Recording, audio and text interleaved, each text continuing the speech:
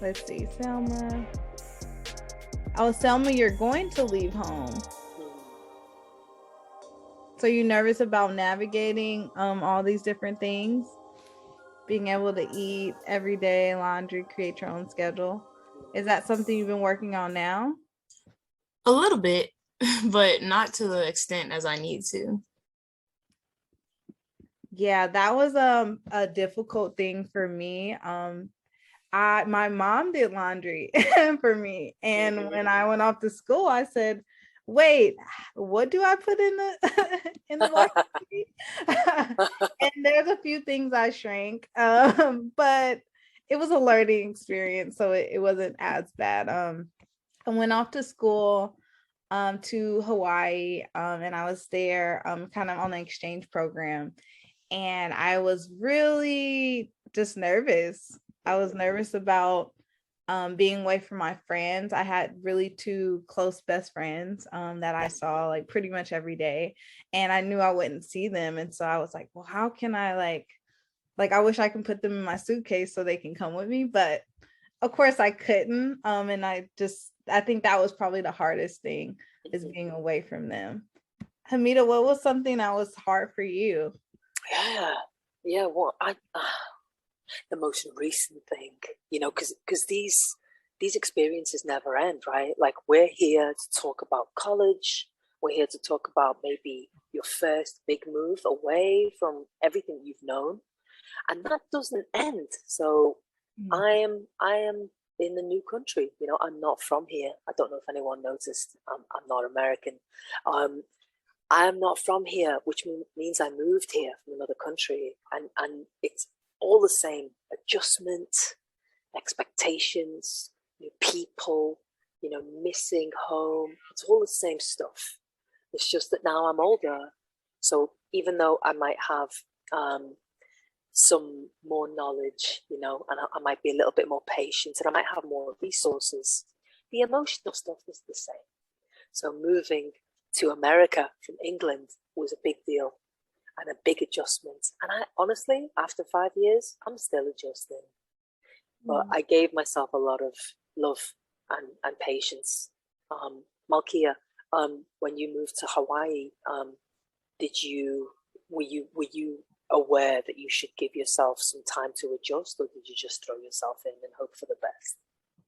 Yeah, I didn't know that adjusting was something that I had to do. I just was like, I'm here and I'm going to figure it out. And it does take about 3 months to really adjust to wherever you go. Even when I've traveled for a long period of time, 3 months, it's like your 90 days. They say it's a 90-day transitional period.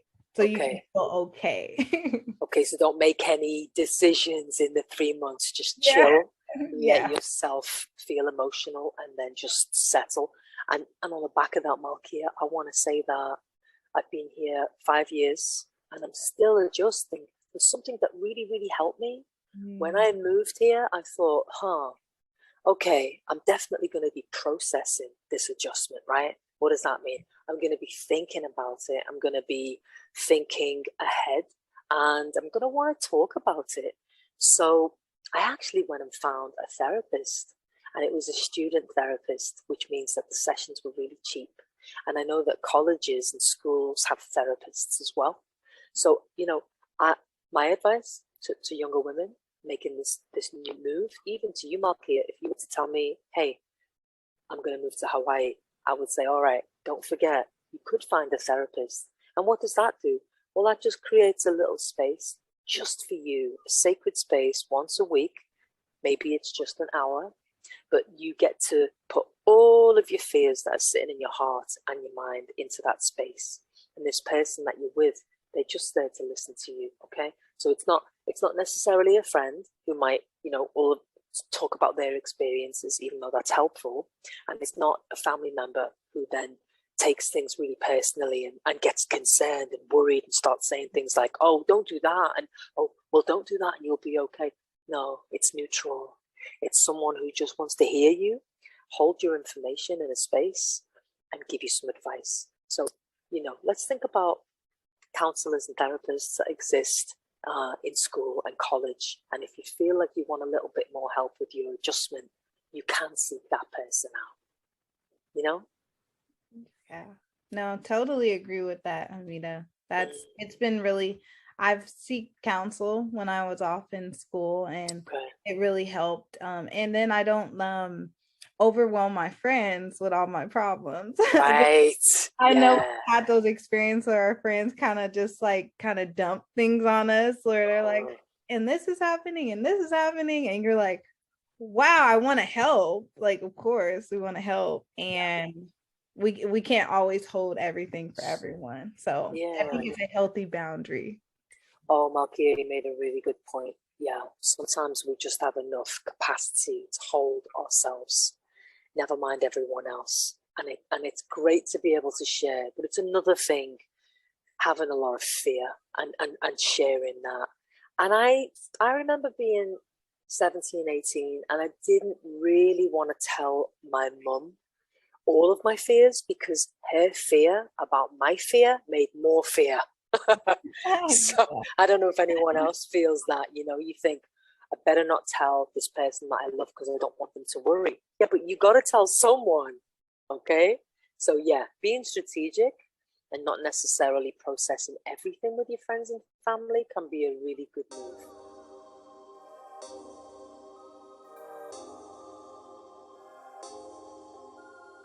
All right, I love these two images. These are really funny, okay? When your lecturer asks if you have any questions, can you repeat the part of the stuff where you said all about the other things? Oh my God, so much information. And I love Homer Simpson because, yeah, he looks bewildered. And I felt like that when I went to school. I didn't feel like I was very academic. In my family, not many people had gone to college. And I barely got through school. So when I got to college, I was feeling very overwhelmed. Does anyone feel overwhelmed about college, or does anyone feel overwhelmed about the thought of going to college? Does anyone have any anxieties or concerns about not being able to keep up, not being as good as everyone else, not having all the material that you might need? My family's working class. I come from a poor family, so I didn't have all of the stuff that I needed. And I also, was thinking, oh my God, is everyone here rich? Is everyone here, got a car? I don't. Let us know in the chat if you feel any anticipation around feeling any sort of way. And then equally, the other image, this is when you're falling asleep in class and then you remember how much your college tuition is. This is real. Some of us are going to college because our guardian or our parent is basically making it happen. And that's a lot of money. And you might be the first person in your family who's getting this opportunity, in which case I wonder if there's any feelings of guilt. I wonder if there's any feelings of like, oh, my sibling didn't get to go, but I'm going. Is there anything going on for any of you with regards to, anxiety around being the first person in your family going to college, or money? Does anyone worry that they're putting a burden on their parents? Someone's put their hand up. Yeah, I did. I just wanted to talk instead of putting it in the chat. But I definitely feel like the biggest guilt I feel or felt when I first moved was guilty about leaving my family, especially since we're so close, and it's 5 of us, so we rely on each other a lot, and my family members rely on me a lot just to kind of, I feel like me and my mom are very much the glue of the family. So leaving behind my family is still very hard, because I feel like I have responsibilities in the house that, I obviously can't do if I'm in a different location. And I know a lot of other first generation, especially older sisters, feel the same way. That's so real, Alondra. Thanks for that. Sometimes it can be hard, especially as the eldest, to leave. You kind of feel like you're leaving everyone behind and you feel bad about it. I want you to remember that your progress does not affect someone else's regressing, or digressing. Your progress does not affect anyone else's progress, okay? Don't ever forget that. Thank you. That's good advice. Thank you. It's really important to remember. Malkia, there's a lot of statements in the chat. Yeah, and I'm acknowledging all of this, of feeling like even when you get to school, classes, exams, like balancing that out. The financial piece of it, I know that was big. A short story, and I won't tell you all the anxiety that I had. When I went off to school, I actually had bought my tickets to go to Hawaii and all that stuff, and I actually didn't know how I was going to pay for it. But I just like, this is just going to work out. If I'm supposed to be here, I'm going to be here. And Wow. that same night, my financial aid actually dropped to pay for all my classes. Yes. And I couldn't believe it. But you always have to just kind of have that faith that things are going to work out, if you're supposed to do it, and not just be nervous and scared, because fear can like hold us in a place, but it's not real. Fear is it's fake. It's not real. And really, the second guessing of abilities, Jamie called that out. It's a lot of things that come into question when you get to a place of that's different, that's uncomfortable, but you have to really look at it of like, well, actually, no, I got through high school, or I got through all of these different situations in my life to get me here, so I am capable enough. So this is a good call out, and I'm glad that, again, we all have a lot of the same experiences, and we have to talk about it.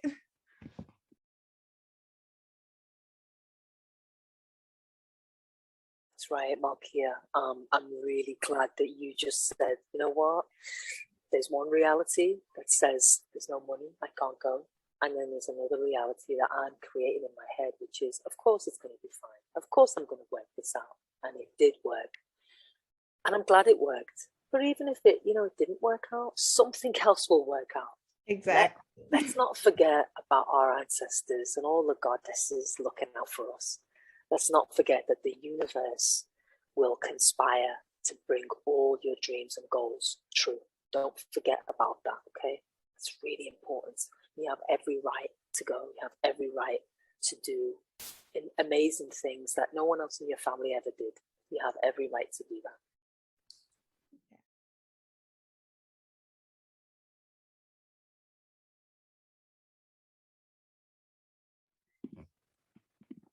And then for folks that are thinking about leaving, there's a lot to think about in terms of creating that list of, okay, I need bed sheets or I need snacks for my dorm, or whatever that looks like. But also, it's what is the list of things you need to help you feel comfortable? For me, I had to bring photos of my friends so I can put it up on the wall. And I had this wall of photos, and I actually created a vision board with my friends before I left, so that I could look at it and say, hey, this is something we did together, and they miss me, I miss them, and I'm gonna see them soon.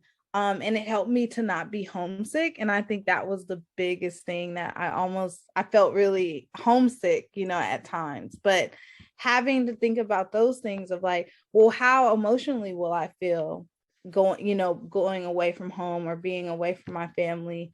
And what, maybe it's like you create a FaceTime meeting with your little brother or something, just to see his face, just to kind of ease the homesickness. So thinking about that, or even thinking about cooking the home cooked meal that you love in your dorm, just to remind you of home. So it's like thinking about those different kind of the different methods to kind of ease the discomfort in the transition. Yeah, they're nice ideas. Photographs, yeah. Malkia, do you have something special that you take with you when you have a new change of scenery, even if it's just a vacation for a short amount of time, or you're going somewhere for a month or two, or you're moving somewhere? Like, are there some certain things that you always want to take with you? Yeah, sometimes I have these little like crystals, and it's like shaped as a heart. And so I got them with my friends, and so it always reminds me of them. And it's something small, but I always just keep it. And then I just kind of keep it by my bed, just to remind me. And like photos, obviously we have our cell phones now, so we can just have all the photos to like reminisce, and so that makes it easy. But printing photos is really, really nice to like just have up and have a wall of memories. You will, if you want to find me one day, go to Walgreens. I'm always printing photographs. There's nothing like it. It's great that they're in here, but you know what? Print them. Print your favorite 5 photographs. Stick them on the wall, so when you wake up, that's what you see. All right, Malkia, should we go to the next slide? Yeah, let's go to the next slide. Okay. All right, Claudine, my friend, please. Yeah, thank you so much. All right, boundaries. This is a great word, and it's a big word, and sometimes it's not a word that's really easy to understand. So let's get into it. And I want to ask you lot, what do you think boundaries means? What does it mean? You know, in the context that we always talk about it. Oh, she hit my boundaries. He got too close to my boundaries. I don't have any boundaries. Oh, you've got really good boundaries. I wish I had boundaries. We talk a lot about this word.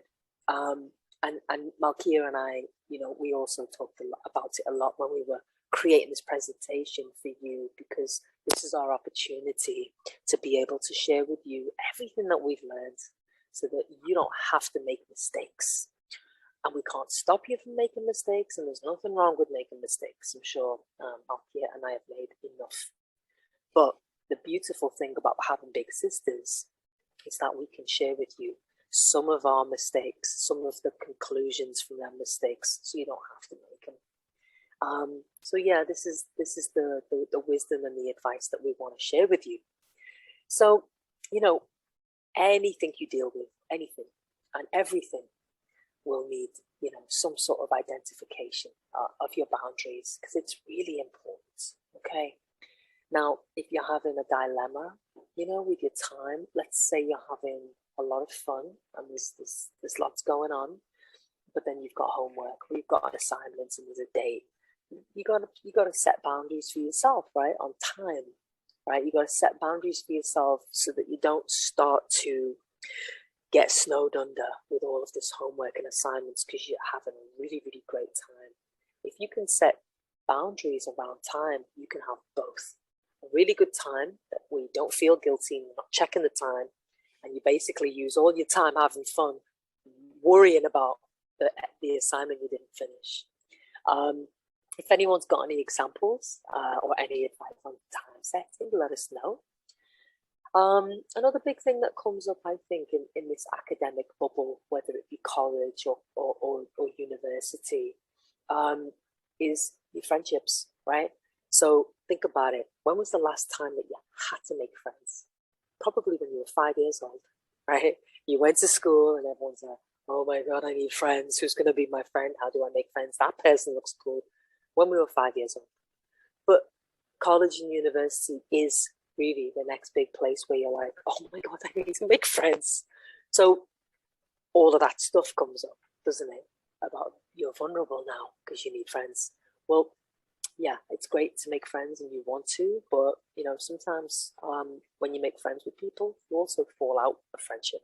So now, what does that look like to be in this space, this bubble, where now you're making friends, but you're also, you know, falling out with friends? And this is all to say that, you know, criticism might come up. And criticism from friends or the professor or the admin or just your roommate, and you're too messy. Your stuff always ends up in my part of the room, which means that you don't respect my boundaries. You know, it's going to come up again. So there's some other boundaries that we might want to think about. So, and then there's other boundaries around your energy, right? And your energy and your spirit. And that might be like, oh, have you heard of the saying, burning the candle at both ends? Well, the this happened for me when I was at college. I was having way too much fun and I was burning the candle at both ends. I was not sleeping. I was spending way too much time staying up late, way too much time having a great time, and then staying up late to do assignments and getting tired and physically tired and emotional, you know? So I had to set boundaries with myself on what can I actually do in this time in my life? What am I capable of? Energy will change over time. Food affects energy, medication and chemicals affect energy. You know, your illness will affect your energy. And then what you've got going on for yourself emotionally, even if it's back home, will affect your energy. So now you've got to set some boundaries for yourself. And don't let anyone make you feel guilty about your boundaries, you know? Especially people who might want to push your boundaries might say, oh, you are too boundaried. Your boundaries are too tight. Well, that's up to you to create. Boundaries are malleable, okay? So that they're here, but sometimes they're here and other times they're here. And they're flexible. They can move. And they'll move with you as you get older.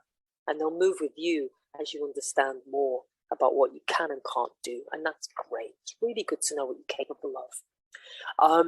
And the key to really identifying and setting boundaries is first having time for self-reflection. Throw it in the chat. Who self-reflects? Who gives themselves time by themselves to just think about what happened in the day? Throw it in the chat. And Malkia, you too. Let us know. Let us know what you've got going on for yourself. Maybe we can share. Who has time for daily self-reflection? Daily, weekly, monthly? Let us know. I want to know how you understand yourself. I want to know how you understand what feels good for you. I want to know how you understand what doesn't feel good. How do you know these things? You got to know these things, okay? Because if you have a bike or a car and you don't pay attention to your vehicle, you're not paying attention to it, and the oil's running out and the water's running out and the tire pressure's gone down, hey, at some point, if you're driving 120 miles down the street, the wheels are going to come off. Don't wait for the wheels to come off, okay? Don't wait. Check in. Give the car a nice checkup. Check the tires, check the pressure, check the oil, all of it, all right? And then I want to know who looks back. Who's able to look back on their self-reflection and think, oh, wow, last week I said I was really down Monday, Tuesday, Wednesday. I wonder what brought me up. Is it because I hit the gym? Is it because I wasn't smoking anymore? Like, what was it? The self-reflection is really important. The next slide you're going to love, Malkia. I'm going to pass you over. Let's go to the next slide. Check this out. Check this wheel out. Yeah, so this wheel is called the Dimensions of Wellness. It's one wheel of like many different ones that sociologists, therapists have like created. I actually use it to kind of check in with myself. As we're talking about like self-awareness, I think all of these things, right, that we're experiencing in life, the root of it is about self-awareness and understanding what are the most important things for me, like in what do I need to feel healthy and well. And with this image is broken up into pie. It's a pie slices. And each part of the pie is to kind of understand like where you are. And they have the social, the physical, intellectual, and environmental, financial, like these different parts of us that make up this whole, right? And one thing that I do is I rate myself on like 1 to 10. Where am I in each of these slices? And so I want everybody to put in the chat 2 areas of this pie that you feel like you would rate the lowest. I know for me, I would say social, because I haven't, because I've been working a lot, I haven't been able to socialize as much as I want with my friends. So I probably would give it like out of 1 out of 10, I'll probably give it like a 5 right now. So that's where I am. Let's see, I'm gonna pull up.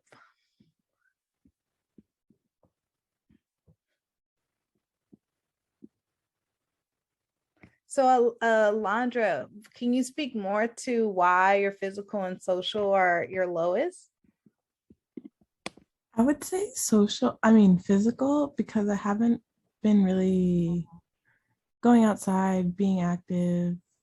In high school, I ran cross country and I played softball. So like year round, I was always out, doing my exercises, running, playing sports.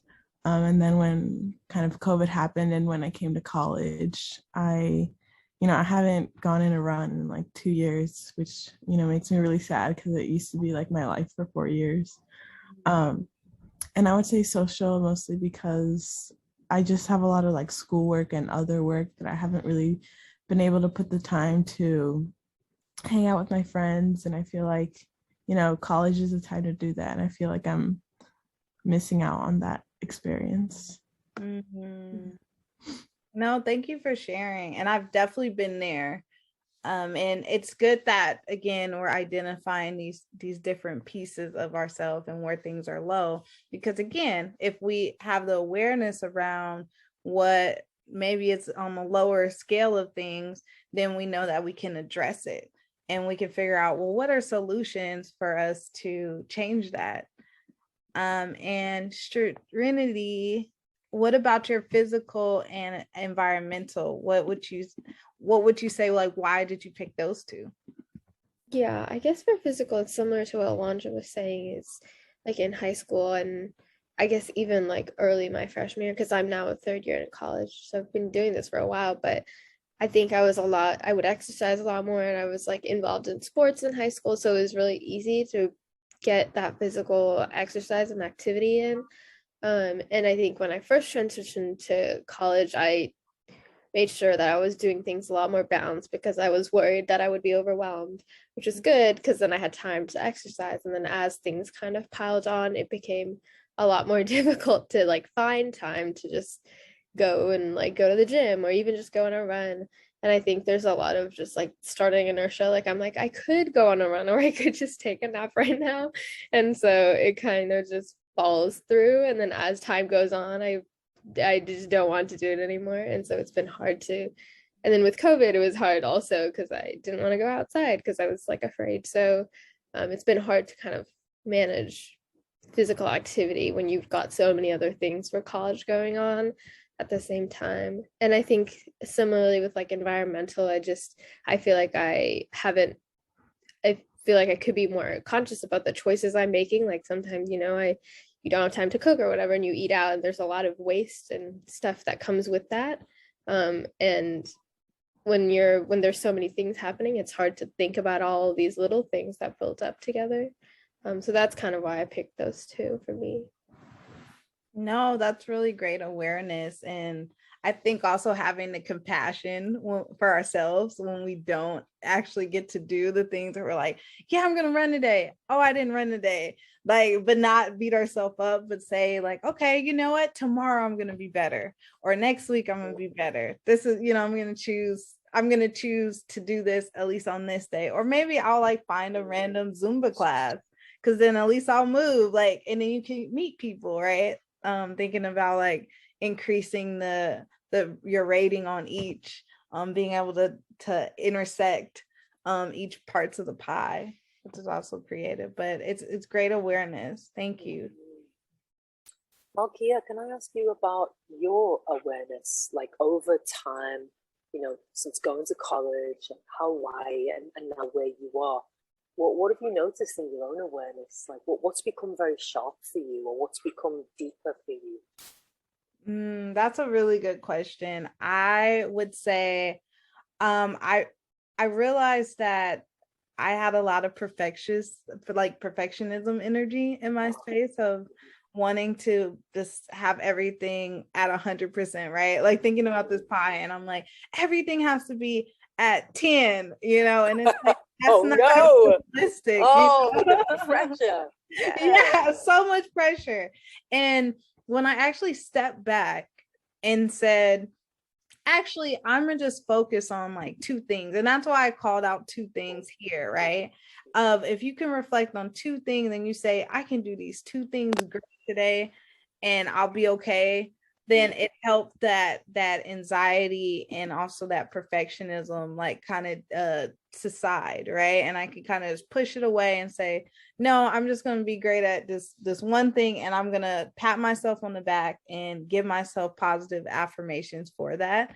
And when I had that self-reflection and that self-awareness around struggling with perfectionism, I was again able to like not have as much anxiety anymore, which I think I struggled with for a long time.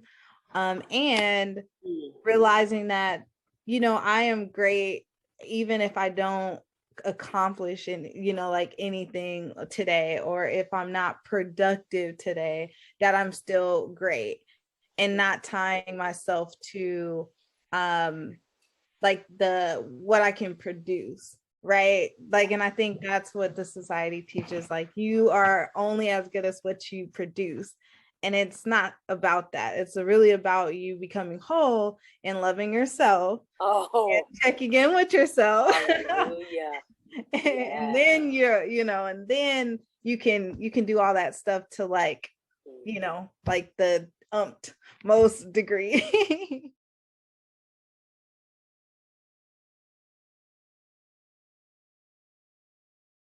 Because maybe you can just flip your mindset. When you're going back home for holiday, instead of thinking about what's it going to be like, are people going to treat me well? Am I going to get my room? Am I going to get lots of questions? Think about what it's like for you to contribute. Okay? So what I'm saying is, when you're getting ready to go home, right, a really good way of alleviating any anxiety or worry is by saying to yourself, what type of guest am I going to be? Because in some ways you become a guest, and that's okay. You're still family. Everyone loves you, but you are a guest, right? Because you don't live there, and that's okay. I want you to choose to be the guest, the best guest you could possibly be, all right? I'm going to be the best guest I can possibly be. I'm going to bring gifts. I'm going to bring a good attitude. I'm going to be helpful. I'm going to go the extra mile and help my mum tidy up and wash the plates. I'm going to bring a really great attitude. I'm going to bring new jokes. There's lots of jokes on the internet. Find 5 and pull them out whenever you can. And if anyone's having arguments or there's drama, I'm not going to add to it. I'm going to help stop it. That's going to be my role. Everyone decides on how to be a good host and a good guest. Okay? So if they come visit you, choose to be the best host. If you go visit them, you're visiting. Be a great guest. Choose to be a good guest. All right? That's honestly the best advice, and I wanted to share with you. It's really important. It doesn't matter how old you are and what your resources are. You can decide what type of attitude you have. And when you change your attitude to what can you do for me, to what can I do for you, oh my God, the world is yours. Am I lying, Malkia? Nope. Yeah, it's so true.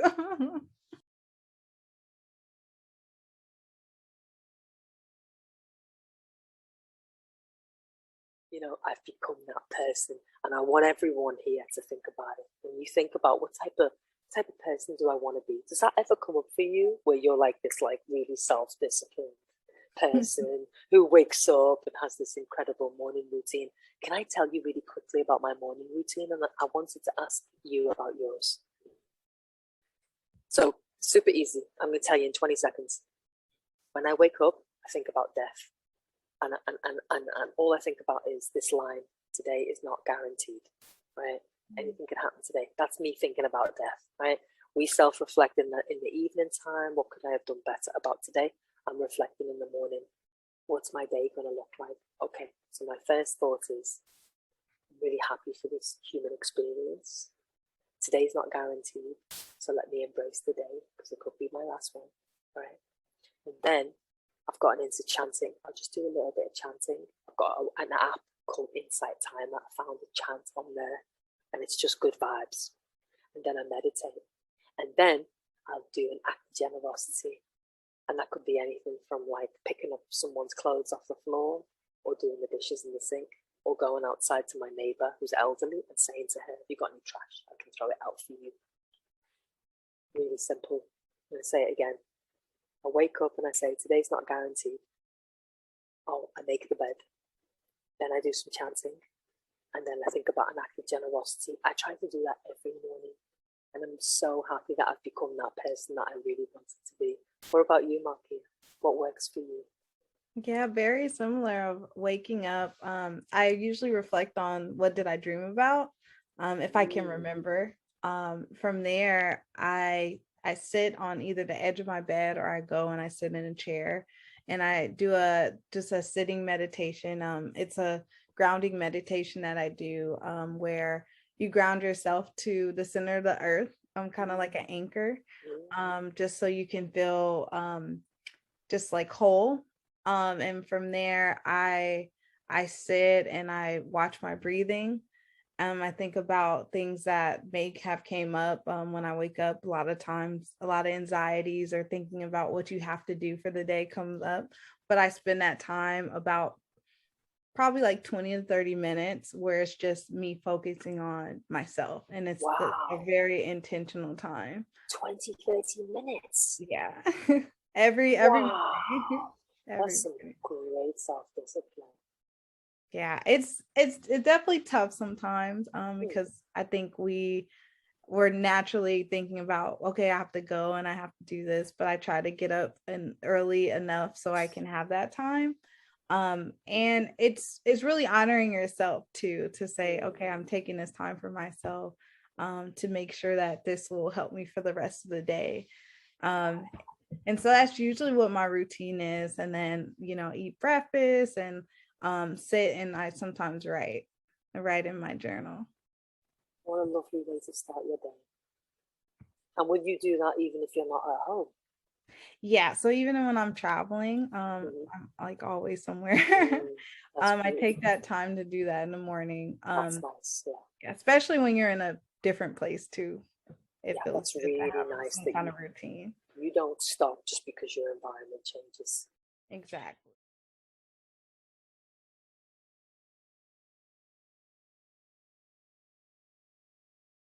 I'm thinking of myself again as a big sister and someone that has been through a lot of similar experience that you all have been through. I kind of wish I knew this before. So I just wanted to drop this to you all of first one is, how liberating is it to pursue wholeness instead of perfection? Like I talked about, not dealing with perfectionism, but really just wanting to be whole in yourself. I think that's the focus. And I think it also, as a new generation, what does that look like, just holistically, looking at yourself holistically and your community holistically, right? Second one is, time is not refundable. Use it with intention. I am all about being intentional with everything that I do, and especially the time that you spend. And we talked about boundaries, right? Just be intentional with that, with your time and what you do. And lastly, trust your gut, and you're not crazy. I think as being in these female bodies, speaking in that way, we bring our intuition into different spaces, and sometimes we're questioned about the things that we know, but we all know. And I think trusting yourself is a big thing, and sometimes things are not always logical. So you just have to say, you know what, I think I know what's best for me. So definitely trusting yourself.